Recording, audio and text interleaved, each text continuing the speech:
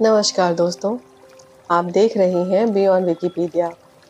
आज मैं आपको एक ऐसी दुनिया में ले जाने वाली हूँ जहाँ सब सिर्फ बोले नहीं जाते थे, उन्हें जिया जाता था। जहाँ ध्वनि सिर्फ सुनी नहीं जाती थी, वो आपकी आत्मा को छू जाती थी। और जहाँ ज्ञान किताबों में नहीं, जिंदगी के हर अनुभव में बसता था।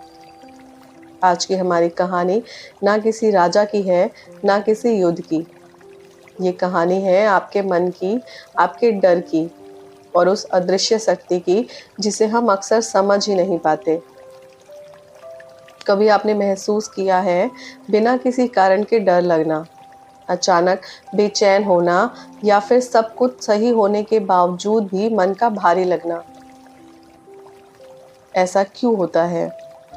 क्या ये सिर्फ इमोशंस है या फिर इसके पीछे कोई गहरा रहस्य छुपा है? हजारों साल पहले, जब ना कोई डॉक्टर था, ना कोई थेरेपी, ना कोई साइंस, तब भी इंसान इन सब चीज़ों को समझता था। और उसी समझ का नाम है अथर्ववेद। अथर्ववेद 4 वेदों में सबसे अलग, सबसे रहस्यमयी और शायद सबसे मिसअंडरस्टूड वेद है। क्योंकि ये वेद आपको भगवान तक पहुंचने का रास्ता नहीं दिखाता, ये वेद आपको खुद तक पहुंचने का रास्ता दिखाता है। अगर आप सोचते हैं कि वेदों में सिर्फ पूजा पाठ है, तो आज आपका ये भ्रम टूटने वाला है। क्योंकि अथर्ववेद में बीमारियों का इलाज है, डर को खत्म करने का उपाय है, नकारात्मक ऊर्जा से बचने के तरीके हैं और यहाँ तक कि दूसरों के विचारों और भावनाओं को समझने का ज्ञान भी है। अब जरा सोचिए, आज हम एंजाइटी, डिप्रेशन, ओवरथिंकिंग जैसे शब्दों का इस्तेमाल करते हैं, लेकिन क्या ये समस्याएं नई हैं? या फिर ये हजारों साल पहले भी थी, बस नाम अलग था?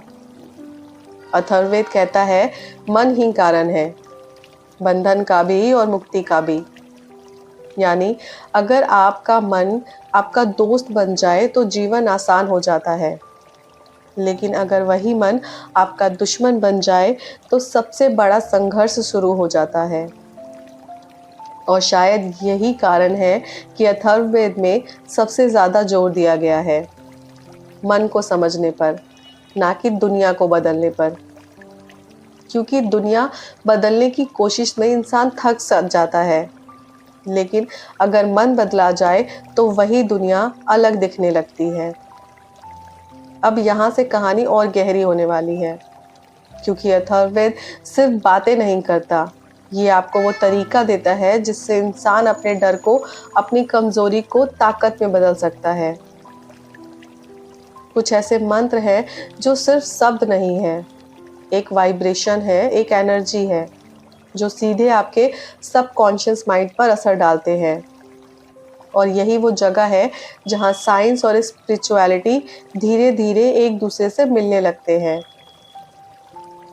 क्योंकि आज जिसे हम माइंड पावर कहते हैं, जिसे हम लॉ ऑफ अट्रैक्शन कहते हैं, उसकी जड़ें कहीं ना कहीं इसी अथर्ववेद में मिलती है। लेकिन सबसे बड़ा सवाल अभी भी वही है, क्या ये सब सिर्फ मान्यताएं हैं या फिर इसके पीछे कोई असली शक्ति है? और अगर ये शक्ति सच में है, तो क्या हम भी अपने उस जीवन में इस्तेमाल कर सकते हैं? तो क्या हम भी उसे अपने जीवन में इस्तेमाल कर सकते हैं? क्या अथर्ववेद में बताई गई शक्तियाँ सिर्फ मान्यताएं हैं या सच में काम करती हैं? अब जरा अपनी आंखें बंद करके सोचिए। अगर कोई आपको बार बार कहे तुम कमजोर हो, तुमसे नहीं होगा, तो क्या होगा? धीरे धीरे आपका मन उसी बात को सच मानने लगेगा। अब उल्टा सोचिए, अगर कोई रोज कहे तुम मजबूत हो, तुम सब कर सकते हो, तो क्या बदलेगा? आपका कॉन्फिडेंस, आपकी एनर्जी और सबसे ज़रूरी आपकी रियलिटी। यही है अथर्ववेद का पहला रहस्य। अथर्ववेद कहता है शब्द सिर्फ आवाज़ नहीं होते, वो शक्ति होती है। यानी जो आप बार बार सोचते हैं, जो आप बार बार बोलते हैं, वही आपकी ज़िंदगी का रूप ले लेता है। आज मॉडर्न साइंस इसे कहती है सबकॉन्शियस प्रोग्रामिंग, अफर्मेशन, न्यूरोप्लास्टिसिटी। लेकिन हजारों साल पहले अथर्ववेद पहले ये बात समझ चुका था। अब दूसरा रहस्य जो और भी गहरा है। अथर्ववेद में कहा गया है हर इंसान के अंदर एक एनर्जी होती है जो उसके आसपास के माहौल से जुड़ी होती है। अगर वो एनर्जी पॉजिटिव है तो जीवन में शांति और सफलता आती है, और अगर वो एनर्जी डिस्टर्ब हो जाए तो बिना कारण के भी समस्याएं शुरू हो जाती है। अब सोचिए, कभी कभी बिना वजह मूड खराब हो जाता है, कुछ जगहों पर जाते ही बेचैनी होने लगती है, या कुछ लोगों के साथ रहकर एनर्जी ड्रेन हो जाती है। क्या ये सिर्फ कोइंसिडेंस है या फिर एनर्जी का खेल है? अथर्ववेद कहता है आपके आसपास जो कुछ भी है वो आपकी एनर्जी को प्रभावित करता है। इसलिए इससे सिर्फ पूजा पाठ नहीं, प्रोटेक्शन टेक्निक भी दी गई है, हीलिंग मेथड्स भी बताए गए हैं, और ऐसे मंत्र भी हैं जो नेगेटिव एनर्जी को दूर करने के लिए इस्तेमाल होते थे। लेकिन यहाँ एक ट्विस्ट है। अथर्ववेद ये भी कहता है सबसे बड़ी नेगेटिव एनर्जी बाहर नहीं, आपके मन में होती है। यानी डर, आपका गुस्सा, जेलस, आपकी ओवरथिंकिंग, ये सब आपकी एनर्जी को कमज़ोर कर देते हैं। और जैसे ही एनर्जी कमज़ोर होती है, इंसान डिसीज़न गलत लेने लगता है, सिचुएशन को सही से समझ नहीं पाता और धीरे धीरे अपनी ही ज़िंदगी में फंस जाता है। अब तीसरा रहस्य है सबसे पावरफुल जो है। अथर्ववेद में कुछ ऐसे मंत्र बताए गए हैं जो सिर्फ सुनने के लिए नहीं है बल्कि महसूस करने के लिए है।